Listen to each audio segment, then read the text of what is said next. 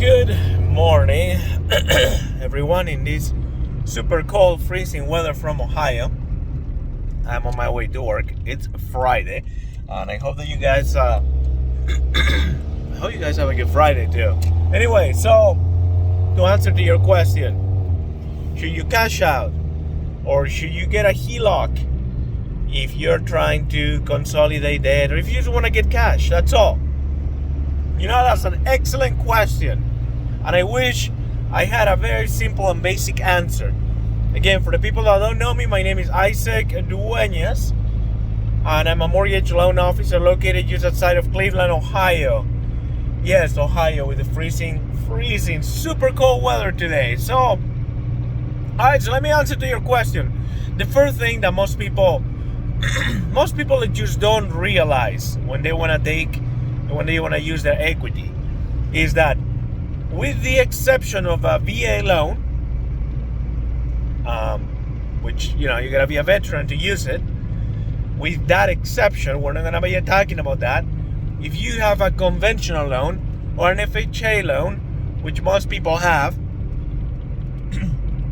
there's limits to how much access to your equity you're going to have.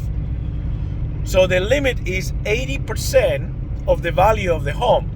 So what I'm trying to say is that you might have quite a bit of equity, but you gotta make the math on that. So if your home, for example, I know it might be worth like $1 million, but for for the purpose of the math, let's say that your home is worth $100,000. Well, you can only get a mortgage, you can only get a mortgage at 80% of that. So that means that your mortgage would be $80,000. So if you owe to the bank, let's say like $75,000, well, how much are you going to have to pay for the title? Because they're gonna roll into a loan. The title work, points, the origination fee. I mean, there's some fees that you cannot avoid. Even if your buddy is a mortgage loan officer, he's gonna give you this amazing deal that that you won't be able to beat.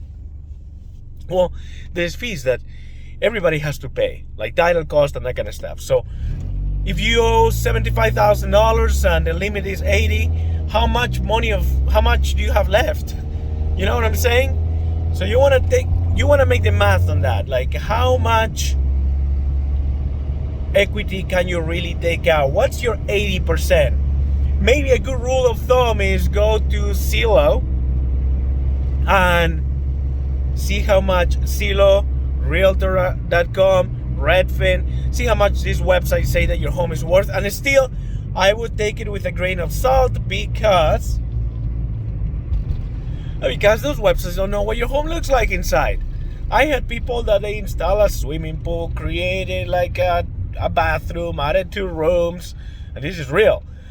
Built like a humongous storage room. I mean, there are things that can increase the value of your home significantly. And Redfin, Zillow, and those kind of websites, they just don't know. They just don't know because they don't know. So that's one thing. Number 2, if you are close to that 80% mark, well, you are correct. HELOC might be the only option. What I mean with that is, it is what it is. HELOC, you can. I'm not an expert on HELOCs, but I had clients that they told me, look, like I know that I'm close to my 80%. However, I was able to go up to 90%, even 100%. The second mortgage, the company that gave me the second mortgage was able to use all the equity of my home. And of course, at what price? And what I mean with that is, home equity loans don't really make the big portion of the expenses come out of the interest rate that you get. That's where they get you. That's where they get their money. So yeah, even though the interest rates are going up, if you cash out refinance, you're going to be able to get a lower interest rate than a HELOC. So You can go the HELOC route if you don't have any other choice. If you need immediate access to cash, like it's an absolutely emergency, then I've heard that HELOCs can close pretty quick. You don't have to go through title and a bunch of other things that you normally do with a cash out refinance. Something else that you want to take into consideration is, well, how can I say this without sounding very prejudiced towards HELOCs? But how much money are you planning to take out? If you're planning to take out $5,000, I'm gonna tell you go ahead and get a HELOC. Unless, I just don't think it's worth it. I think that like a lot of people that do cash out refinances, they're always like, I don't want to take all the money of my home. No, let's leave it there. Let's leave it there. And what ends up happening is that they do $10,000 today. They call me 6 months from now, and they say, Isaac, can I take another $10,000? Then get a call 12 months from now. You know what? I'm sorry. Can I take 20? I mean, why don't you just take 40 from the beginning? Why don't you just take all? Go to 80% and keep that money in your savings checkings account in case you have an emergency.